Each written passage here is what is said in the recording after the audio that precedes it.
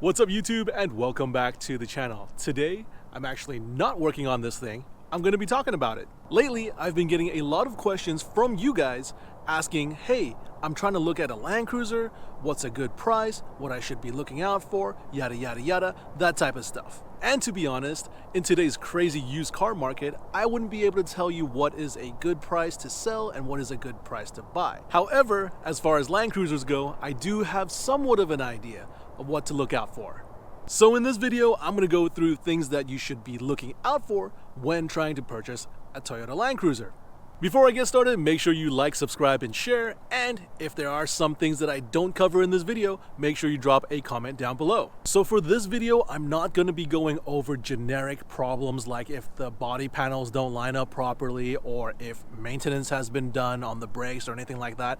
I'm going to be going over Land Cruiser 100 series specific problems. So I'm going to use my 99 Toyota Land Cruiser to show you some of the things that you should be looking out for when trying to buy a 100 series Land Cruiser. And what we're going to do is we're going to go very systematically from the front of the vehicle all the way to the back. Hopefully, by watching this video, you'll have a better idea on how much money you're actually going to be spending on one of these things. And maybe, just maybe, you'll be able to save yourself a few hundred, if not a few $1,000s, just by pointing out all the flaws to the seller when you're trying to negotiate for your 100 series. So anyways, let's get started. Let's pop open the hood and take a look.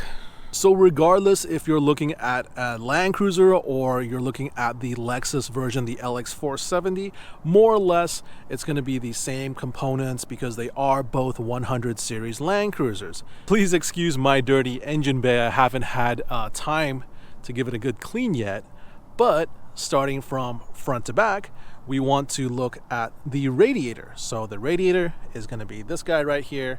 And what usually happens to these radiators by the time these things are 25 years old, I've got about 200,000 miles on them, the radiator starts to crack and leak.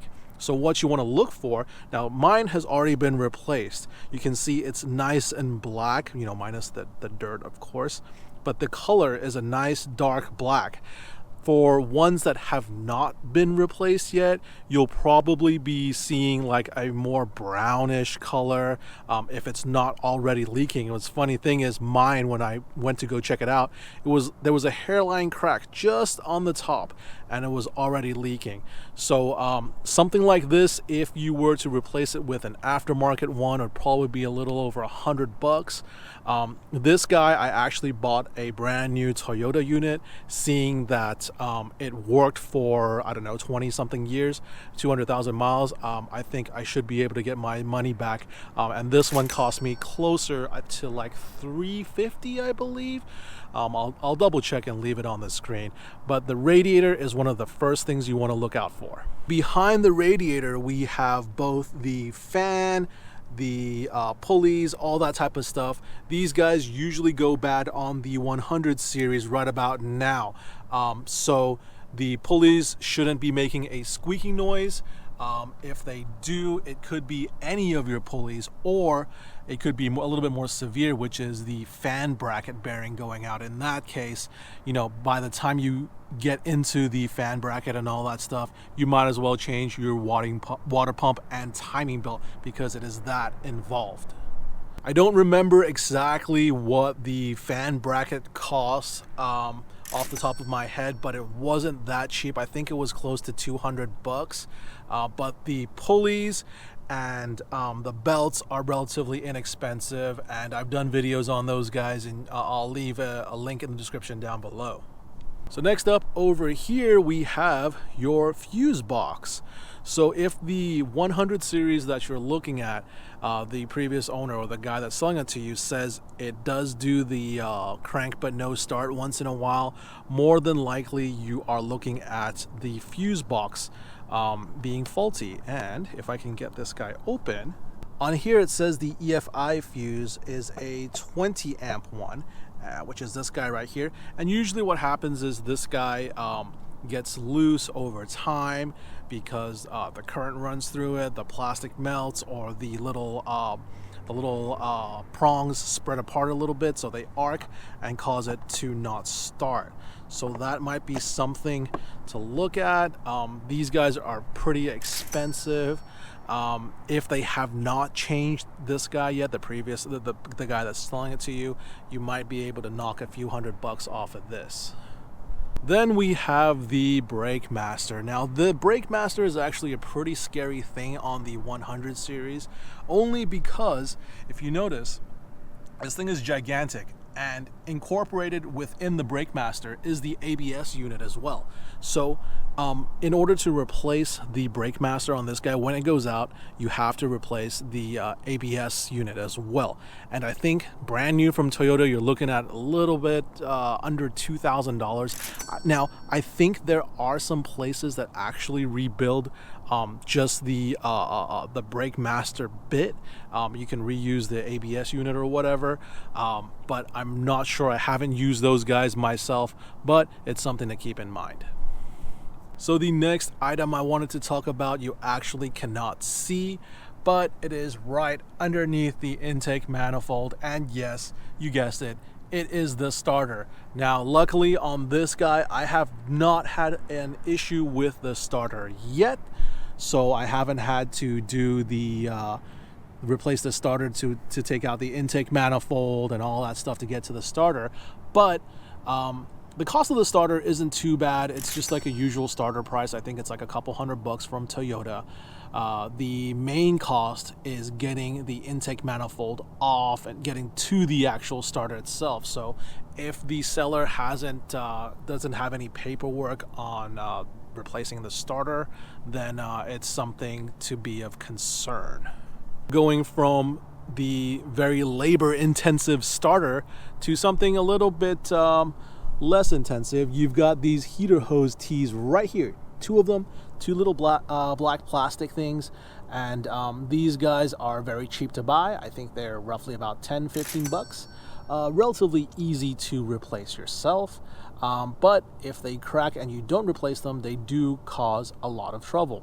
Mainly the coolant leaks out and you get overheating issues, so make sure you replace those. Like I said, not very expensive, not a pretty good bargaining chip when you're trying to get the price down on your 100 series. Now let's move to underneath the car. Usually on the 100 series, whenever they get close to 200,000 miles, they will have issues with the CV joint. Now, my CV joint, as you can tell, it's still in pretty decent shape. That's because I just changed them. When I bought the car at about 176,000 miles, they were completely shredded. So, and make sure you check both left and right. Obviously, right is over there, left is right here. And on mine, both of them were completely gone.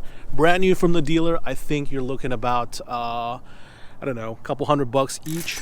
But I got these ones from AutoZone, and they seem to be still working decently. Next up is the infamous Aftermarket Windshield. Now, I mentioned this guy because if you're looking to get a 100 series in 2022, this year, you're probably going to be faced with one that has their original windshield replaced. Now, I've gone through the windshield, this one has been replaced.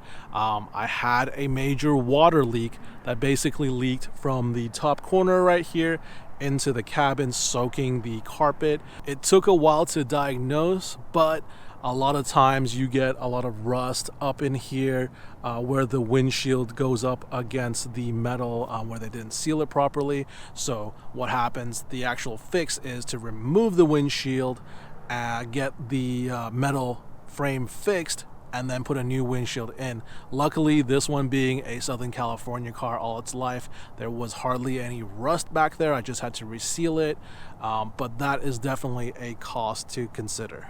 Let's look inside the Land Cruiser, and one of the cool things that I wanted to mention is the rear locker on the 98 and 99 Land Cruisers. So some of them had them, it was an option, I believe, but starting from 2000 and up, it was no longer an option. And then I think you guys with the later models got the A-Track, which is Toyota's off-road traction control, which actually works pretty well. I've seen it work in Tundras and Sequoias and all that type of stuff. But if you wanted a actual locker, you would probably have to go for the 98 and 99, unless you put them in yourself, which is fine. Moving on, we've also got the stereo. Now, this is the oldest model Land Cruiser, oldest model 100 series. I think the 98 and 99 is the oldest one. They have the basic head unit along with a separate knob, I guess, for the climate control. If you wanted to change the radio out, very, very simple. It just pops out and you plug in your new radio. However, on some of the later model ones, especially on the Lexus ones, you've got the Nakamichi head unit and the amps underneath the seats. They usually go out. So that's kind of a pain to change out. Also, if you had one with the integrated AC controls, that's going to be difficult to upgrade the radio. So something to keep in mind. Since we're on the side of the vehicle, it is probably time to talk about the automatic height control, or AHC. Some of the Land Cruisers, mainly the later model ones, did have the automatic height control. Most of the Lexus LX470s had them. That basically controls the ride height. You can have it set higher, lower, you know, that type of deal. And usually by this time, 20 years later, they will need to be replaced. So if the seller hasn't replaced them yet, you might want to, hasn't mentioned it yet, you might want to ask them, because it is quite expensive to replace. Luckily on this Land Cruiser, it just came with the basic shocks and spring setup, so that wasn't too bad. But if you wanted to keep that feature working, you would probably have to replace the globes, the fluids, and all that stuff, and that does get pretty costly. Or you can retrofit the Land Cruiser stuff, the shock and spring, throw it on, and call it a day. Back here, we don't really have much to see. It's just the back seat, but underneath this seat, you will find the fuel pump. Not a very common problem on the Land Cruiser, but it does happen once in a while where the fuel pump goes out and you'll need to replace it. Not too labor intensive, but it does cost quite a buck to get the OEM fuel pump. Now underneath the car, can't really get a good shot of it, but you have the transfer case, the differential front and rear, and the transmission. The transfer case is actually the one that you want to be looking at. That guy usually has a leaky seal by now, either the front seal for the front drive shaft or the rear. One of them is usually leaking, and the seal itself, again, not very expensive, but the work to get to that seal and get it replaced is pretty intensive. Now, speaking of the AHC, if you have a Land Cruiser that has blown shocks, you probably want to change all four, obviously. But just to mention, the rear shocks are very, very labor intensive to get to, especially if you're in an area that has a lot of rust, mainly because the top of the shock up there, I don't know if you can see that up there, there's very, very little space to get a wrench in there to get the top of the shock out. And if yours is rusty, it complicates the problem even more. So when you're buying one of these things, ask the seller if he has the shocks recently replaced. Obviously you'll probably be able to see it too, because it'll be nice and shiny and not rusty and old, but it is definitely something to keep in mind. Now, towards the back, there isn't much to see. However, I know these guys, these wind deflectors, usually break off. People try to hang on to them or something, and these guys break off, or they take them off and replace them with the later model wing, which is not as useful off-road, but it looks a little bit cooler. And then lastly, we have the brake light back here.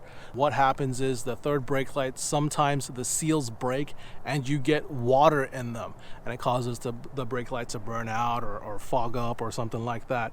Not a big issue, but again, it is a common problem for the 100 series. Even though the 100 series Land Cruiser has a reputation for being indestructible, now that they're 20 something years old, there are going to be lots of costs related to maintenance items. Everything's wearing out, everything needs to be replaced. So make sure you keep that in mind when you're looking for yours. So I hope you guys enjoyed the video, and for those of you who are actively looking for a 100 series, happy hunting. If you guys are looking for more DIY videos, make sure to check out the channel, and as always, like, share, and subscribe. Thanks for watching.